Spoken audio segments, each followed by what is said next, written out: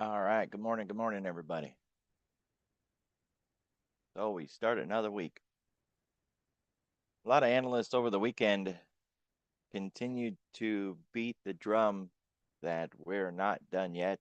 It's a whole new leg up in the market, and that while we could potentially see a significant pullback if this shutdown isn't resolved by, say, November, even that shutdown or even that pullback is looking like an 11 to 15% short duration pullback.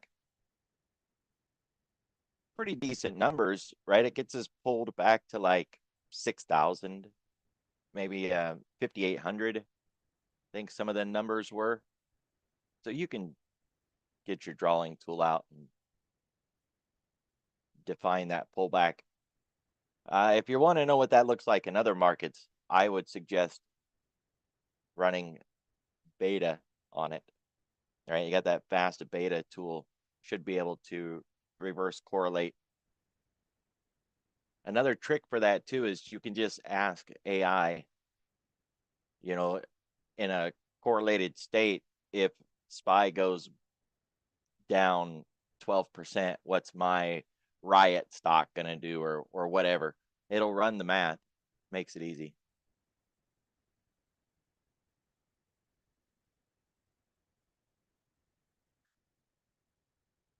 Little green out there.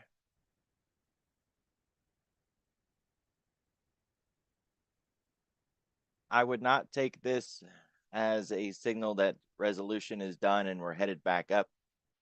Once we fall a little ways, we need to bounce just to keep things in a neat and organized descent. Still bullish big picture, but we got to resolve the issues, and they're not being resolved. Small caps is up more than the rest. Curious to see if this is going to unwind the way it has before. We see small caps up in the pre-market, then we get into the regular trading session, and they take a back seat while everything else runs past. We'll see.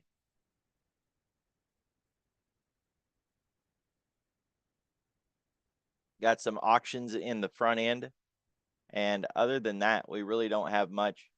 I mean, it's possible we could get something out of the ECB, but it's not expected.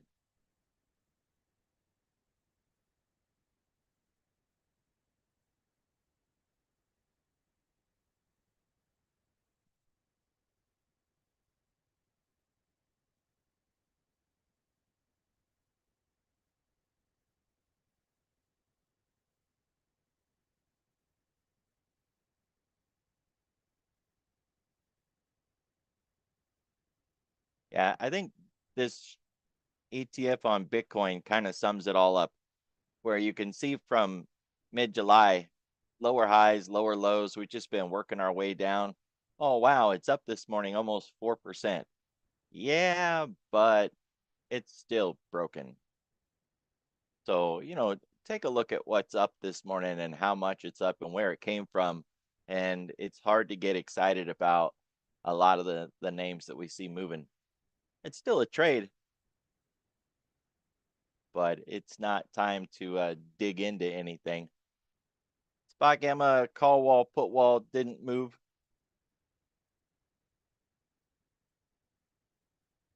We're still inside of this really big bar from Friday, a week ago. And while we're holding above the mid, that mid is going to continue to be our line in the sand, 66.74, basically. We need to stay above it. The worry was last week, if we got back down below it, that we would just continue to move on down, and we didn't. We got below it and really extended nicely towards that 65.50 area, and then it just turned around and ran right back up again. If you look, though, that was a great bounce on the 10-week.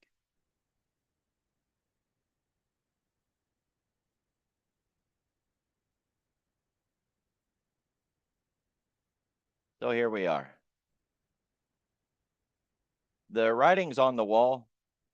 Big wicks on the bottom of this range, big wicks on the top of this range. we've got a lot of money piled in right here, and we're done with OPEX. So if OPEX was the guardrails that were holding us in place, they're gone. That's a big if in the first place, but I'm waiting for the AM founders note to see if they've got any insight on this. The PM edition kind of reviewed Friday's behavior, but it didn't have a lot for the going forward, like, well, what's next kind of thing. I think the AM edition may shine some light on this. Still, this orange line is the 50-day, and below that is way down here, the 200.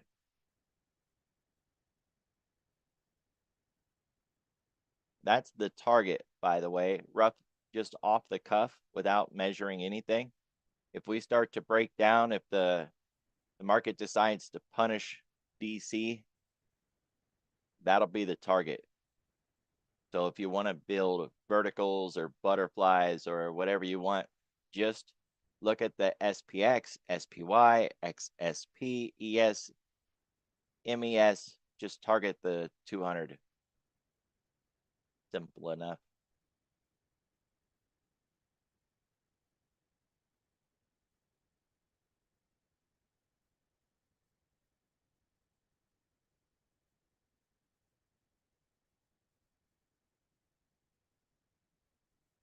Today's lower ADR lines are inside of yesterday's range. That makes it easier to hit. So base case, that's what we would hit. To take that off the table, we got to break out above our own Globex high. And since we were inside day breakout last night, that would be a continuation of the breakout of the previous day's range, and then a breakthrough of our own Globex high. And then we have to get through this Thursday high, and then we can get to this 67.60. So we can get there. It's just, it's going to have a little bit of a journey or a fight to get it done. The other issue is this Wednesday level.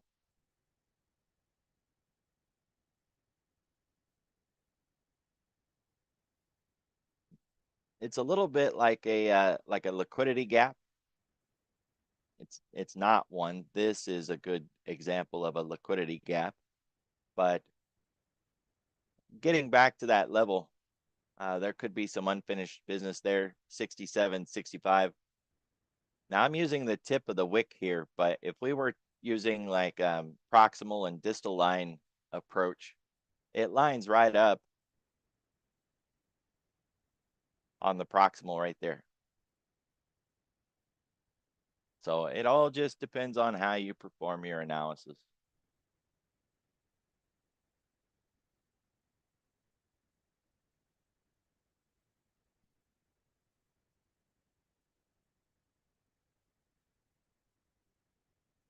The ADR now is 78 points.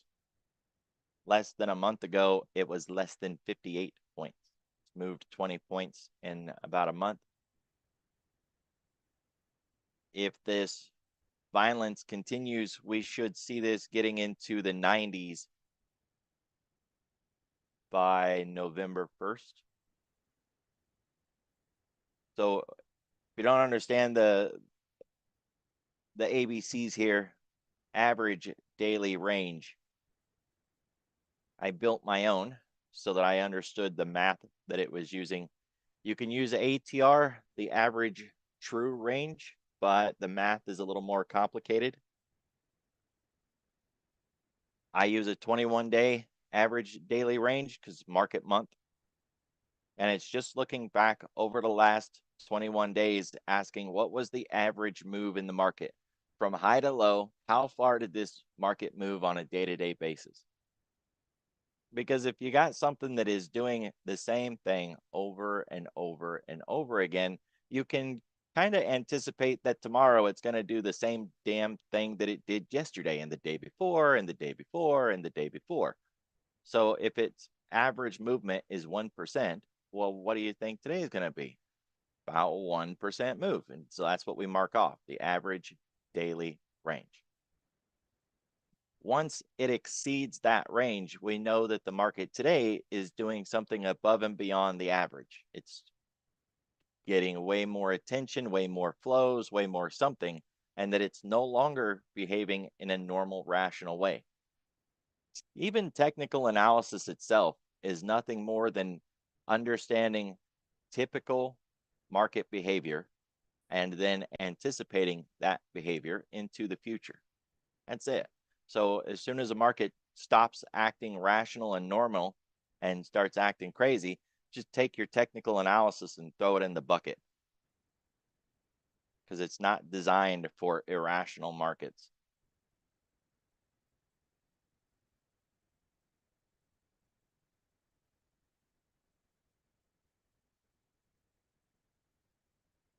We're opening above the weekly floor pivot. That puts us in a bullish bias, although I'll bet just barely. And we have so far a missed daily pivot.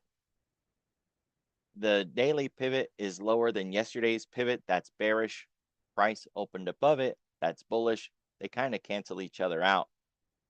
Today's floor pivot is protected by the weekly pivot. We're going to have to break into the channel, get through the weekly pivot, out the bottom of the channel just to get to our daily pivot. And while that is technically possible, I think we're going to need some sort of negativity to get that done. We don't have it yet. We don't, nothing out there at this point. We've already tested the weekly channel, which held the first time. So today may end up being a missed daily pivot just because we can't get through that weekly. It's a really wide channel. Wide channels imply that if we break out, it doesn't stick. So far, we did break out, and the breakout didn't stick, and we came back in again. One of the concerns is the S&R lines for today. This is R1, and we didn't make it there. And this is S1. A lot closer, by the way. So even the S&R lines are indicating that the upside is the more likely scenario, which is why R1 is a lot farther away than S1. But even with that in mind, we didn't get to that level. And it's very likely that we just sit here and chop within S1, R1.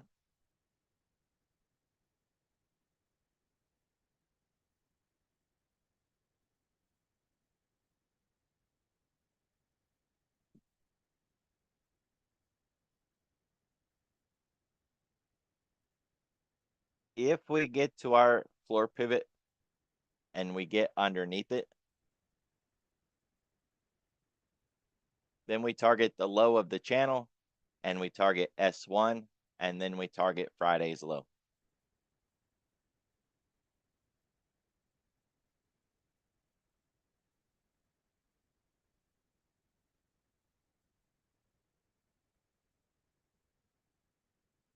Yeah, it does look like they got their services back up, or at least they're coming back online. If you hadn't caught the news yet, Amazon Web Services was down. And the last I knew, they hadn't given a real honest answer of what happened. There was something about a gateway, but they were really vague. And that's the last I had heard. But services were coming back up. Otherwise, we wouldn't be having this meeting at the moment.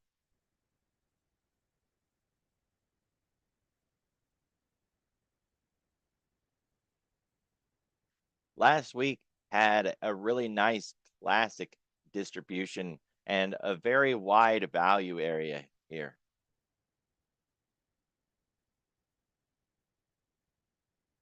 I'm kind of leaning a little bit towards reciprocation.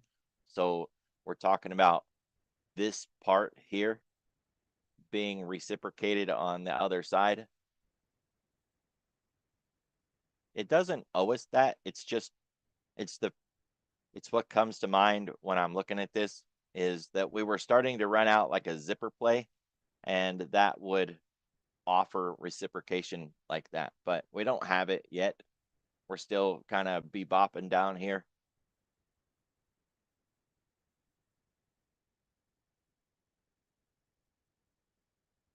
That 6750, it doesn't show a lot here. Like we don't see much of a footprint. That there's just nothing in the volume from last week or even the week before. Nothing on the spot gamma levels at 6750. But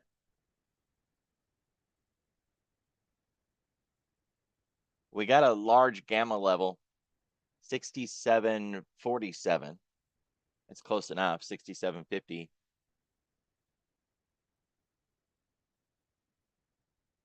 So that could be something to deal with if we attempt another breakout past our Globex high. Otherwise, the one main takeaway from last week is just this classic distribution and this structure here that's almost 50 points wide. One, we need to stay above it. Two, if we try to move down through it, it's likely going to take some time, or at least it should. And if we rip through it really fast, like some of these moves last week where we went through it fast, I think that's going to be a tell for a significant exit situation. You know, when they're all hitting at the bid and below the bid, trying to be the first one out, and we get one of those flash crash type scenarios. We have no reason to expect one, right? I'm not advocating that we're at some sort of flash crash situation, but it's the only thing I could think of that would get us through this much footprint in a relatively short period of time.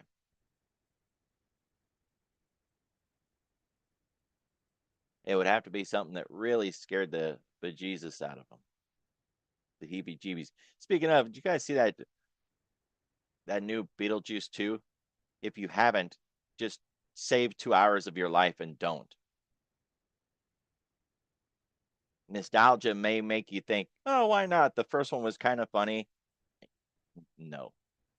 Unless you like musicals, then you should totally watch it.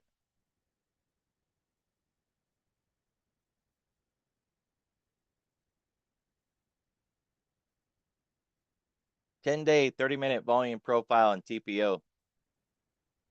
We got that shallow area in the 6750 zone, and we can move through shallow areas a lot easier. If we get through that shallow zone, we got 6788. 88 used to be an old cog line way back in the day.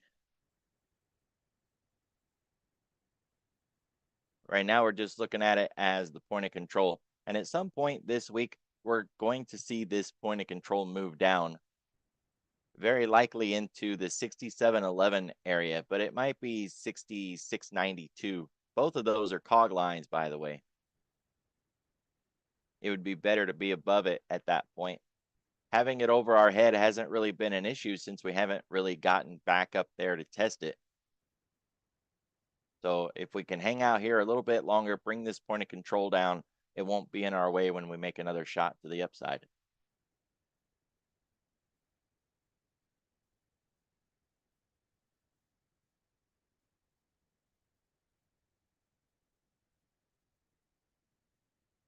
All right, we're hitting Thursday's VPOC today. I'm going to leave it on all day today. Looking at what we got from Friday, we don't have a new VPOC, so we've already cut through that level. As I've mentioned before, the textbooks will tell you to carry forward the value area high and low and the point of control from the previous days, whether they've been hit or not. Now, I've got enough levels. I don't need more. So I generally only carry it forward if it hasn't been hit. Today, we hit this level from Thursday, but we did it in the pre-market. I'm going to leave it on all day in case we go back up there and hit it again. But really, I could take it off because it's hitting a cog line, 6732 cog. So whether it's marked as a VPOC or not, it's already a level of interest because it's a cog line. That's just the way things generally play out.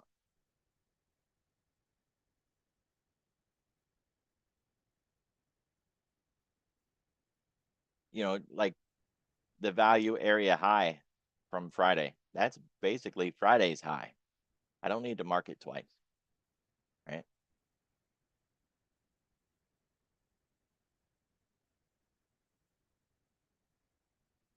So we looked at this level on Friday and was making comparisons. At the time, they were just about the same, if I remember right. Wasn't really much daylight between the two. Comparing them now, this week's range is slightly less than last week's range.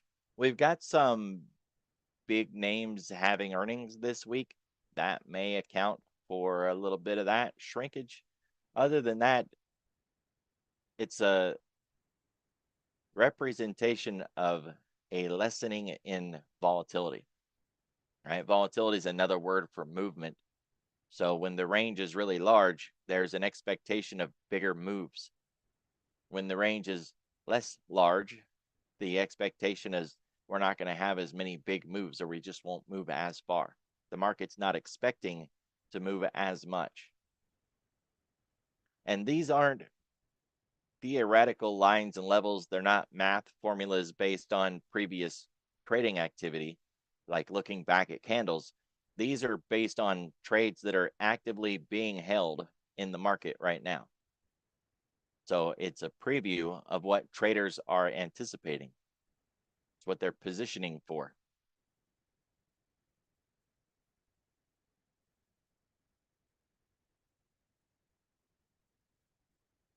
We'll see how it plays out, but at the moment, it's a signal that the market is expecting less volatility this week compared to last week.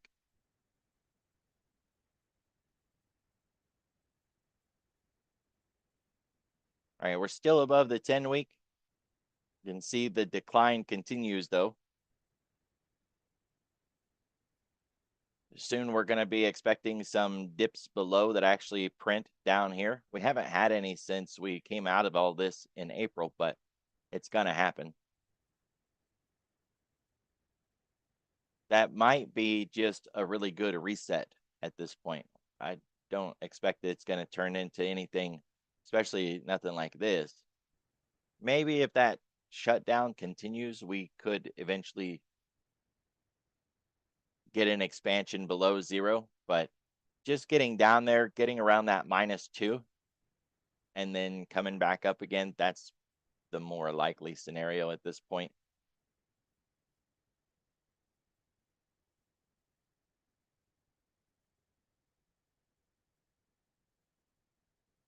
Looking at the 10-day, we've already taken those steps with consistent moves below the 10. Other than this outlier here, we've been staying within that 1% range, like a collar, 1% above, 1% below. Tends to be our sweet spot when things are healthy or normal. If we get outside of that, then we know we're starting to get into a little bit of extreme, and we're within it. So above, below, at this point, we can crisscross that 10-day, and it's not likely to act as a support or resistance. Once you get that close to it and you're just crossing back and forth, it doesn't have that sort of value.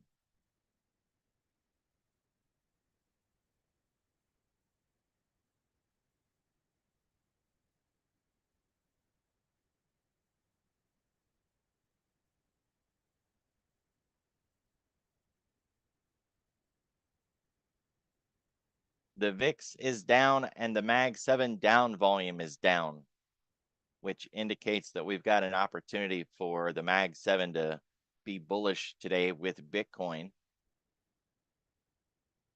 and uranium metals, mining, robots, solar, miners, space, quantum. Yeah, we've got lots of indications of people willing to take risk. The concern is how much those names were down to begin with. So take chips. That's not that bad, really. But you start getting into something like, say, the Mag 7 up volume is up 1%. Well, they were down more than 5 in a 5-day period. So after falling 5%, it's getting a 1% bounce.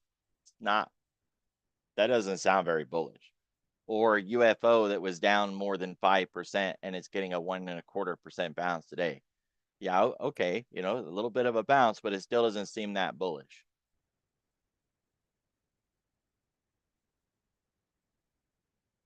And for Bitcoin, that was down more than 12% in a 5-day period, getting a 4% bounce today.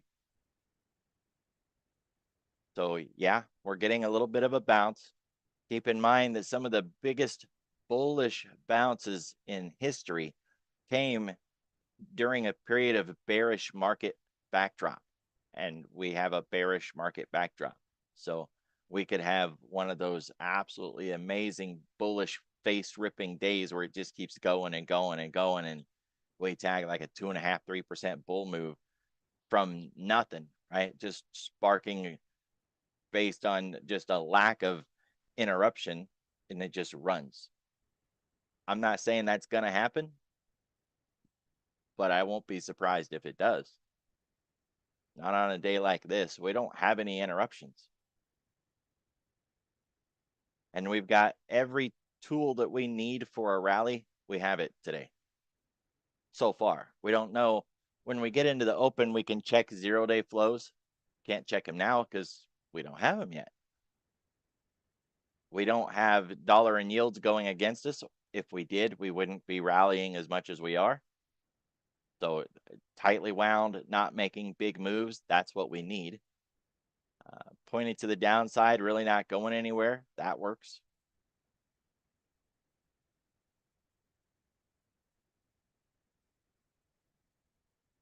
Gold's pointed back up. So we're in the market backdrop that we could have a really big bullish day just because we don't have anything negative at the moment. Keep your eye on the JGB 10-year or US dollar Japan, treasuries, bonds. Otherwise, this is looking like we can do it. I'm a little concerned that the leading markets are solar and nat gas, but behind that, with Bitcoin, precious metals,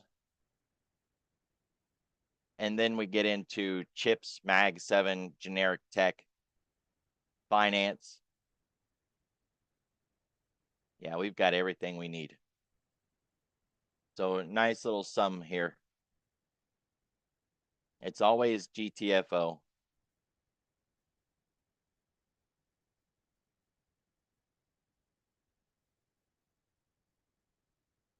This is your box. Get out of that. To the upside, we can get through 6750 and get into the highs of last week and back into that 6800. To the downside, get through 6700 and we start working on the previous day's levels, ADRs, S levels off of the floor pivot, the half back from Friday. You got a half back for the RTH, and then you have a half back for the entire trading day. So there's just the RTH.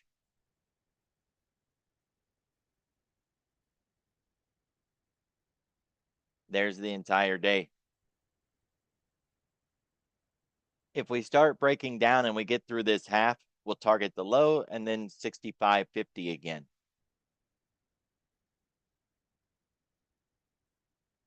65.50 should put us down here at the bottom of that really big, there's a really big bar from like last Friday, right? All the way back here.